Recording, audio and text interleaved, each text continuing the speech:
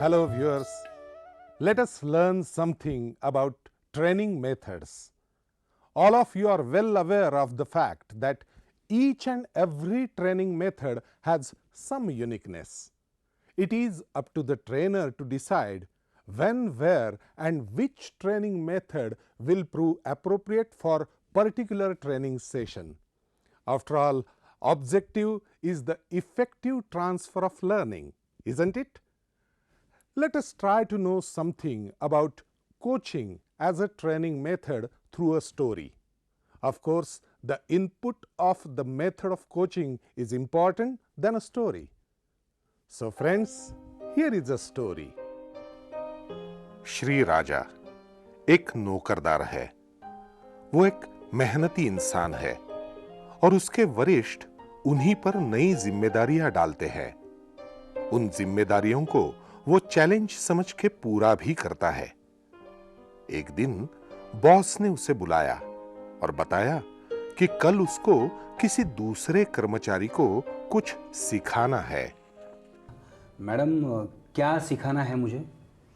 कोई नई बात नहीं सिखानी है राजा, खाली कंप्यूटर में पेन ब्रश से ड्रॉ करने को सिखाना है। समझो हाथी ड्रॉ करने को सिखाना है। आप इसमें माहिर हो और मुझे पूरा भरोसा है आप ये ज़रूर कर पाओगे। लेकिन देखिए, मैं खुद अच्छी तरीके से करता हूँ, इसका मतलब मैं अच्छी तरीके से सिखा पाऊंगा, ये कैसे मान लिया आपने? आप मेहनती हो और ये ट्रेनिंग देने के लिए जो मेहनत करनी पड़ेगी वो आप ज़रूर कर पाओगे, इस पे मुझे पूरा यकीन है। हाँ, खुद एक्सपर्ट होना और दूसरों को ट्रेनिंग देना दोनों अलग अलग बातें हैं, मुझे पता है। फिर भी आप ये ज़रूर कर पाओगे, ओके?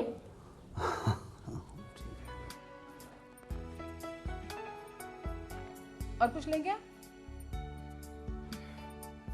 हेलो,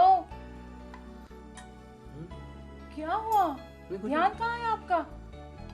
लगता है ऑफिस में कोई नई जिम्मेदारी आई है। क्या सोचते रहते हो आप? मैंने हमेशा देखा है आप कुछ ना कुछ सोचते ही रहते हो। पता नहीं विचारों में खोए रहते हो या ख्वाबों में। अरे नहीं, ऐसी कोई बात नहीं है। देखिए, सोचना अच्छी बात है, बहुत अच्छी बात है। सोचने से अलग अलग पहलू ध्यान में आते हैं, लेकिन दिन में ख्वाब देखना, देखिए ये तो बहुत बुरी बात है, राइट? अरे मेरी माँ, मैं दिन में ख्वाब नहीं देख रहा हूँ, समझी? कल मुझे ऑफिस में कोचिंग मेथड से कुछ पढ़ाना है, उसके बारे में मैं सोच रहा हूँ ये कैसे होगा।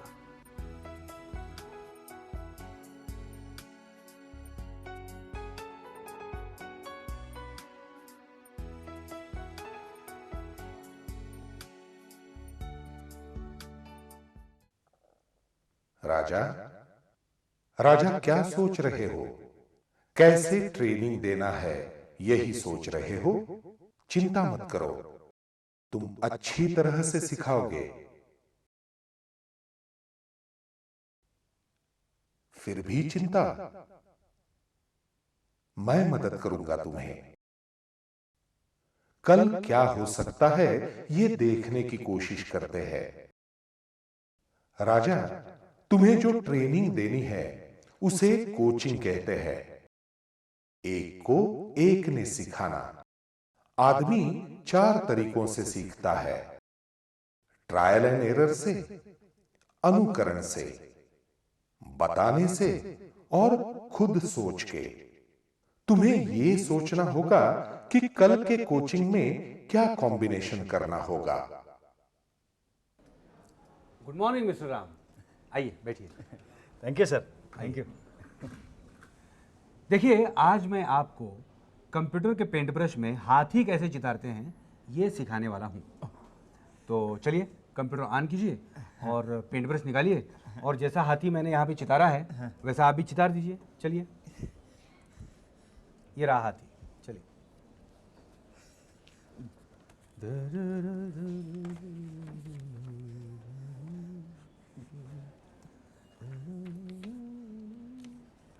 अरे, इतनी आसान चीज आपको नहीं आती? गलत, गलत, ये साफ गलत है। राजा, कोचिंग ऐसे बिल्कुल नहीं होता। सीखने के 4 तरीकों का कॉम्बिनेशन क्या होना चाहिए, ये तो तुमने सोचा ही नहीं। देखिए, मुझे कुछ पता नहीं कि राम को क्या आता है और क्या नहीं। कॉम्बिनेशन करें तो कैसे करें? इसलिए तुम्हें पूछना होगा और राम को विश्वास में लेना होगा। जो सिखाना है उसके रिप्रोडक्टिव और प्रोडक्टिव अंश को अलग करके सोचना पड़ेगा। रिप्रोडक्टिव अंश के लिए अनुकरण और बताना, ये 2 तरीके अधिक उपयुक्त होते हैं, और प्रोडक्टिव अंश के लिए ट्रायल एंड एरर और ट्रेनी का खुद का सोचना, ये तरीके ज्यादा बेहतर होते हैं। ठीक है, मैं कोशिश करके देखता हूं। Good morning mister Ram. Good morning sir. आइए, आज मैं आपको कंप्यूटर के पेंट ब्रश में हाथी कैसे चितारते हैं ये सिखाता हूं। शाबाश राजा, तैयारी तो अच्छी हो गई। ट्रेनी से तुम्हारा संवाद भी अच्छा चल रहा है। क्या सीखना है ये भी स्पष्टता से बता दिया। अभी पेंट ब्रश कैसे खोलते हैं ये करके दिखाओ।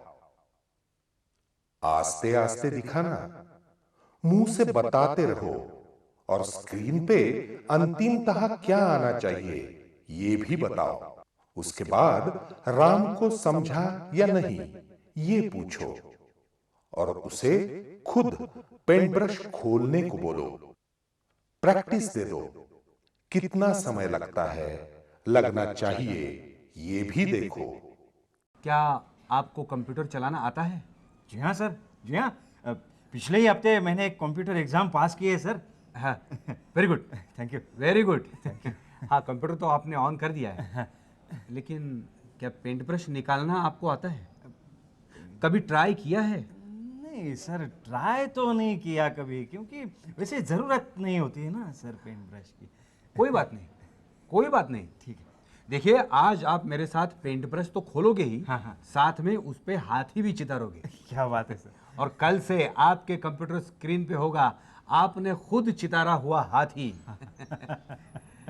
और एक बार अगर आपको चितारना आ गया तो हाथी तो क्या, आप कोई भी चित्र बना सकते हो। अरे सर, मैं भी यही सब चाहता हूँ सर। सर, मैं सीखना चाहता हूँ sir. Very good, very good mister Ram. Thank you sir. तो आइए, हाँ हाँ आप पेंट ब्रश तो खोलना जानते नहीं, लेकिन देखिए, हाँ हाँ। मतलब पेंट ब्रश जैसे मैं खोलता हूँ हाँ। वो देख के तो आपको आ ही जाएगा। Okay sir. ठीक है, हाँ हाँ। ये आ गया पेंट ब्रश। अरे और मैं साथ में बता भी दूंगा। हाँ। लेकिन हाँ, इस पर चितारना एक अलग बात है।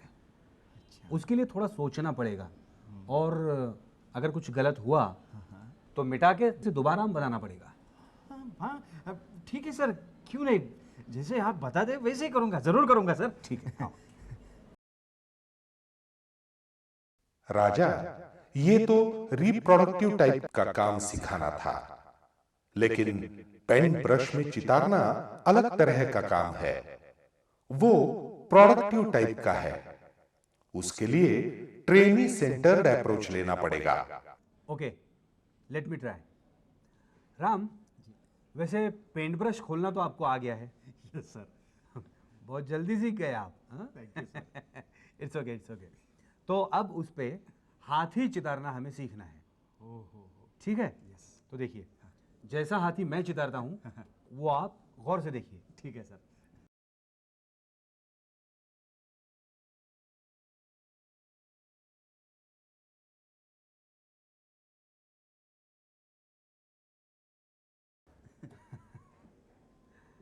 अब देखिए, आप भी हाथी निकाल सकते हैं। जी जी।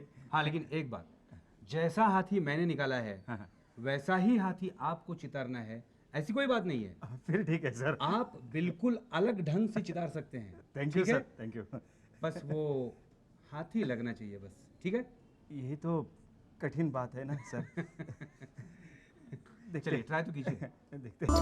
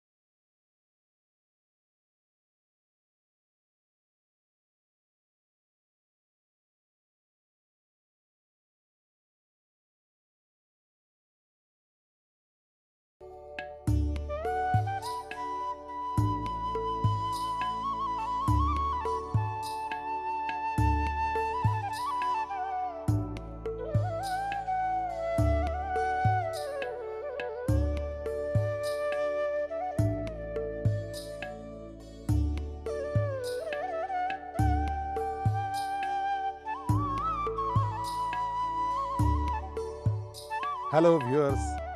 Let us learn something about training methods. All of you are well aware of the fact that each and every training method has some uniqueness. It is up to the trainer to decide when, where, and which training method will prove appropriate for particular training session. After all, objective is the effective transfer of learning, isn't it? Let us try to know something about lecturing as a training method. It has recognition as a powerful method of transfer of learning since ages. So many training methods are emerging in the training field, but lecturing is still considered as one of the important methods. So friends, here is a situation. वो दिन बाकी सारे दिनों के जैसा ही था। राजा office में हर रोज की तरह आया और काम में जुट गया। ये श्रीमती जी है राजा की बॉस। अच्छी इंसान है और अच्छी बॉस भी। अपने विषय में ज्ञानी है। राजा, मुझे अचानक कल बाहर गांव जाना पड़ेगा और हाँ, मेरी लेक्चर भी कल ही है। क्या आप मेरी जगह ये लेक्चर कंडक्ट कर पाओगे? मैं और आपकी जगह? क्यों नहीं? आपका इस टॉपिक में स्टडी शुरू है तो मैंने सोचा आप ये लेक्चर कंडक्ट कर पाओगे। क्यों? टॉपिक कौन सा है मैडम? टॉपिक है सिस्टमैटिक अप्रोच टू ट्रेनिंग। हाँ, देखिए मैं इसका स्टडी तो कर रहा हूँ, लेकिन आपके जैसा लेक्चर मैं कैसे कंडक्ट कर पाऊंगा? I am confident Raja, you can do it. Come on. Okay, ठीक है, विल ट्राई। राजा घर लौटा तब लेक्चर के बारे में ही सोच रहा था। वैसे उसने अपने बॉस का इसी टॉपिक पर लेक्चर अटेंड किया था। टॉपिक के कंटेंट की उसे चिंता नहीं थी। राजा सोच रहा था लेक्चर मेथड के बारे में। राजा, किस सोच में हो? चिंता मत करो, मैं साथ हूं।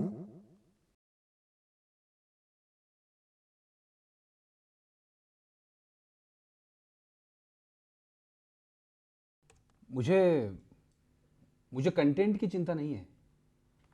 मैंने स्टडी किया है। मुझे चिंता है बस मैं मेरे ट्रेनीज को कैसे हैंडल करूं। तुम कर सकते हो।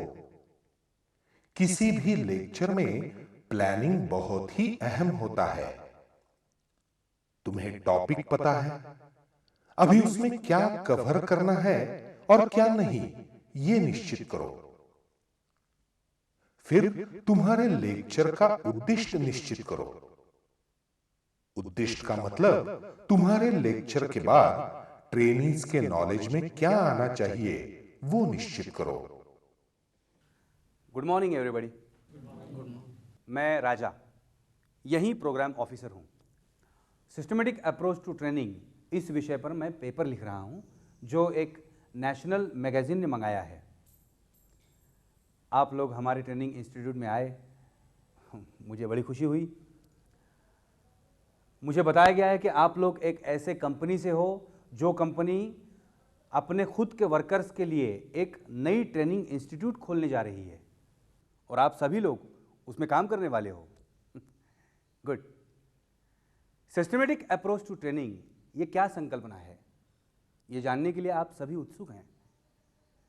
हमारी इस इंस्टीट्यूट को देखकर आपके लिए ऐसी ही एक नई इंस्टीट्यूट का प्लानिंग करना और भी आसान हो जाएगा। मेरे 15 मिनट के लेक्चर में सिस्टमेटिक अप्रोच टू ट्रेनिंग इस संकल्पना को मैं आपके सामने स्पष्ट कर दूंगा। कम से कम उससे थोड़ी बहुत जान पहचान तो आपकी मैं करा ही दूंगा।